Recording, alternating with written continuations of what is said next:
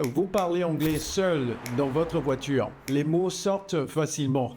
Vous êtes fluide. Puis quelqu'un vous pose une question en réunion et les mots ne viennent pas. Ce n'est pas votre anglais qui est faible, c'est la façon dont votre cerveau réagit au stress et personne ne vous a expliqué comment le corriger. Aujourd'hui, je vous donne les 5 techniques pour ne plus jamais bloquer en public.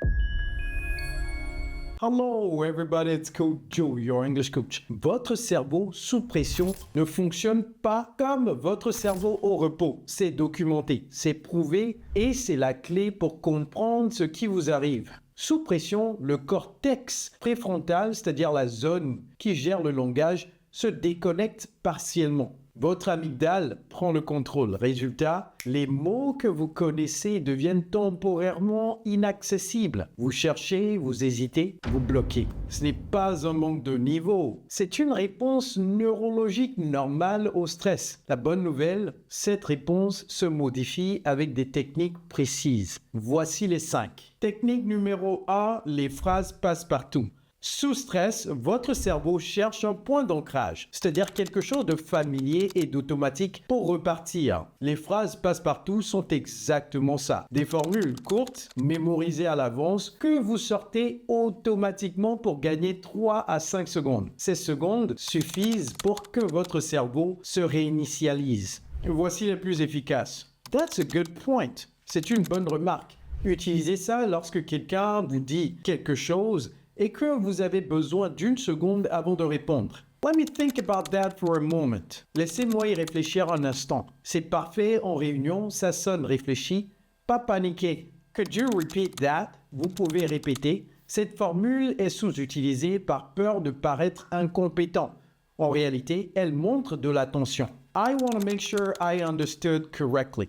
Je veux m'assurer d'avoir bien compris. C'est la phrase la plus professionnelle de cette liste. Elle vous donne le temps de rassembler vos idées. Ces formules font 2 choses simultanément. Elles montrent que vous êtes engagé dans la conversation et elles vous donnent le temps de retrouver vos mots. Voici votre exercice. Choisissez 3 phrases dans cette liste. Répétez-les à haute voix ce soir. Sous pression, ce sera le réflexe qui sortira. Pas la panique. Technique numéro 2, la respiration 4-7-8. Votre corps envoie des signaux de stress à votre cerveau. La respiration 4-7-8 coupe ce signal en moins d'1 minute.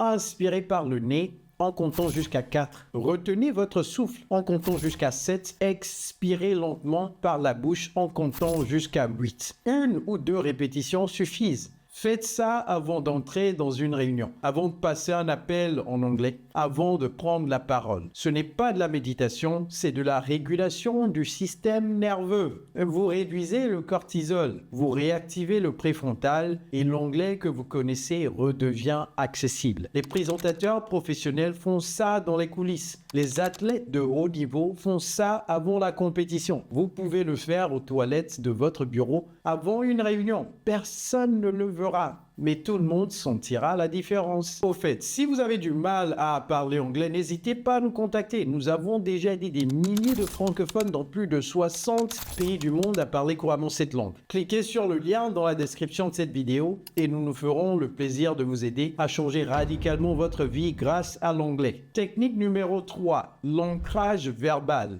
Un ancrage verbal, c'est une phrase que vous vous dites intérieurement juste avant de parler. Elle prépare votre cerveau à passer en mode performance plutôt qu'en mode survie. Et voici quelques exemples qui fonctionnent. Je connais cet anglais. Il va sortir. Je n'ai pas besoin d'être parfait. J'ai besoin d'être compris. Je parle anglais seul tous les jours. Maintenant, je le fais à haute voix. Ce n'est pas de la pensée positive naïve.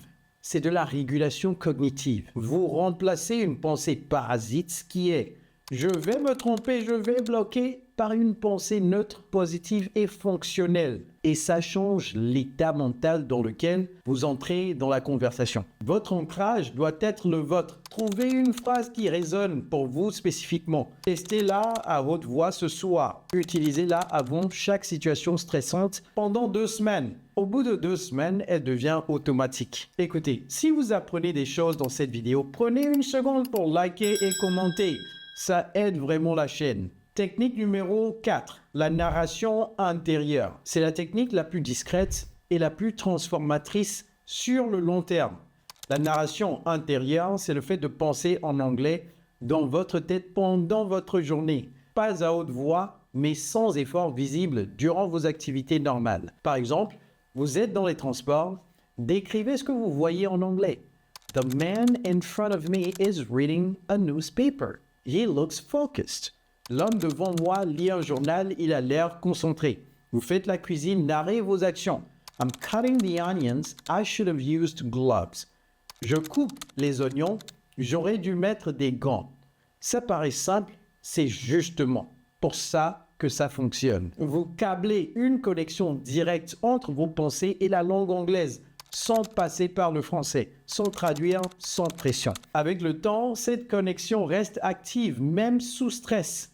Vous ne cherchez plus à traduire mentalement, vous pensez directement en anglais. Et vos mots sortent plus vite parce que le chemin est plus court. 10 minutes par jour suffisent. Dans les transports, le matin, en marchant. Sans outils, sans application, sans investissement. Technique numéro 5, le slowdown trick. C'est la technique la moins connue et souvent la plus efficace pour changer immédiatement la perception de votre interlocuteur. J'explique. Quand vous êtes nerveux, vous accélérez. Vous parlez plus vite parce que vous voulez terminer la phrase avant de vous perdre. Mais parler vite sous stress produit l'effet inverse. Vous bégayez et vous perdez le fil de la conversation. Le slowdown trick, c'est l'opposé. Dès que vous sentez la pression monter, ralentissez volontairement. Voici comment mettre ça en pratique. Faites une pause d'1 seconde avant de répondre. Articulez chaque mot plus clairement que d'habitude. Respirez entre les phrases. Exemple. I think the best approach here would be to review the numbers first. Je pense que la meilleure approche ici serait de revoir les chiffres d'abord. Ce que vous percevez comme lent, votre interlocuteur le perçoit comme réfléchi. Ce que vous percevez comme hésitant, il le perçoit comme posé. Les meilleurs présentateurs du monde parlent lentement. Ce n'est pas une coïncidence. La lenteur transmet la confidence. La rapidité cause la nervosité. Choisissez ce que vous voulez transmettre. Quelques conseils de pro pour vous. Premier conseil, désensibilisez-vous progressivement. Ne commencez pas par parler anglais en réunion avec votre directeur. Commencez par parler à un ami. Enregistrez-vous. Appelez un service client en anglais. Chaque petite pression traversée sans bloquer élève votre seuil de tolérance au stress. Les natifs eux-mêmes ont construit cette résistance en s'exposant progressivement. Deuxième conseil, ne combattez pas le blocage. Traversez-le. Quand les mots ne viennent pas, ne paniquez pas. Utilisez une phrase passe-partout. Respirez, continuez. La panique amplifie le blocage. L'acceptation le réduit. Les natifs ont aussi des moments de blanc. La différence, c'est qu'ils ne s'arrêtent pas. Troisième conseil, préparez vos 3 premières phrases. Avant une réunion ou un appel, préparez les 3 premières choses que vous allez dire. Good morning. Thanks for having me. I'd like to start by... Bonjour, merci de m'avoir accueilli. J'aimerais commencer par... Sous pression, le cerveau a besoin d'un point de départ clair. Une fois les 3 premières phrases lancées, le reste suit naturellement. Récapitulons les 5 techniques pour parler anglais quand vous êtes nerveux. Technique numéro 1, les phrases passe-partout.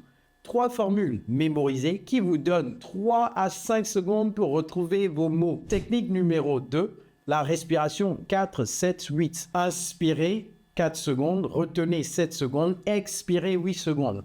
1 minute avant chaque situation stressante.